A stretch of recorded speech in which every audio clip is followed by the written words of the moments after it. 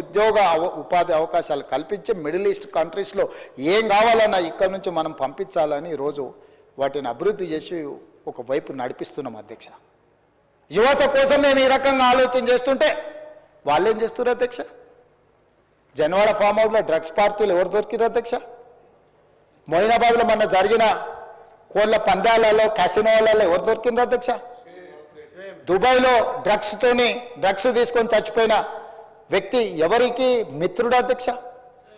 మిత్రుడు చచ్చిపోతే శవాన్ని కూడా ఇక్కడికి లేకుండా వెళ్ళి దుబాయ్లో కూర్చొని పైర చేసి ఆ శవాన్ని అక్కడనే దానం చేపించి వచ్చిన చరిత్ర ఎవరిది అధ్యక్ష?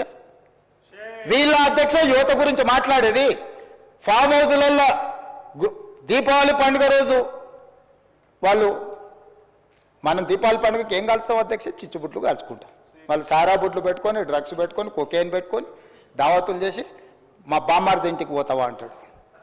ఏంది అధ్యక్ష? నీకు బామ్మార్ది ఉండొచ్చు, నీ బామ్మార్ది కళ్ళలో ఆనందం చూడడం నీకు ఇష్టం ఉండొచ్చు, కానీ ఇట్లాంటి వ్యవహారాలను ఈ ప్రభుత్వం క్షమించదు. ఫామ్ హౌజులలో కెసినో వాళ్ళు నడిపినా, ఫామ్ హౌజులలో కోడి పందాలు చేసినా, ఫామ్ హౌజులలో డ్రగ్స్ పార్టీలు చేసినా, దుబాయ్లో డ్రగ్స్ పార్టీ చేసినా రావాలి సభలకు అప్పుడు చెప్తా లేవనుకుంటుండు. మొత్తం రికార్డులు తెప్పించిన దుబాయ్ నుంచి అధ్యక్ష. ఎవరెవరికి ఎక్కడెక్కడ ఉన్నాయో అన్ని గుట్లు మట్లు అన్నీ ఉన్నాయి అధ్యక్ష. సందర్భం వచ్చినప్పుడు సమయం వచ్చినప్పుడు అన్నీ తీసి ఇప్పి ముందర పెడతా అధ్యక్ష. ఒక్కొక్క గుట్టు ఏదో తిట్టేసి మాట్లాడేసి కప్పిపుచ్చుకొని పోదామని అనుకుంటుండ్రేమో, అట్లేం కుదరదు అధ్యక్ష. ఇది యువత పట్ల వాళ్ళకున్న ఆలోచన, ఇది మాకున్న చిత్తశుద్ధి. అందుకే అధ్యక్ష అదేవిధంగా ఐఏఎస్లకు సివిల్స్కు ప్రిపేర్ అయ్యేటోళ్ళు ఉన్నారు, ఐఏఎస్ ఐపీఎస్లు. ఆ పిల్లలు ఢిల్లీకి వెళ్ళి కోచింగ్ సెంటర్లలో చదువుకుంటే పేదోళ్ళ పిల్లలు, ముఖ్యంగా లంబాడ పిల్లలు, ఆదివాసీ పిల్లలు కూడా ఉన్నారు. రూపాయి కూడా తల్లిదండ్రులు ఇవ్వలేని పరిస్థితి.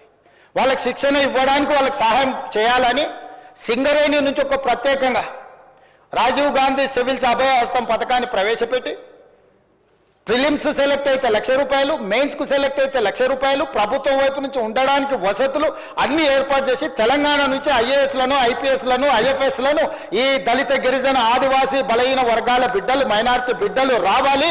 ఈ రాష్ట్రమే కాదు ఈ దేశ నిర్మాణంలో భాగస్వాములు కావాలి వాళ్ళ ఐఏఎస్లు, ఐపీఎస్లు అయితే ఏ రాష్ట్రంలో ఉన్న కేంద్రంలో ఉన్న ఈ తెలంగాణ అభివృద్ధికి పాటుపడతారని ఆ పిల్లల్ని భుజం తట్టి ప్రోత్సహించి జ్యోతిరావు పూలే భవన్కి పిలిపించి ఒక్కొక్కరికి అభినందించి వాళ్ళకి చెక్కులు ఇచ్చిన చరిత్ర మాది అధ్యక్ష. ఎన్నడన్నా సివిల్స్కు ప్రిపేర్ అయ్యేటోళ్ళని కనీసం అభినందించిండ్రా, బుక్కెడ్ భువనన్న పెట్టినరా అని నేను అడుగుతున్నా అధ్యక్ష.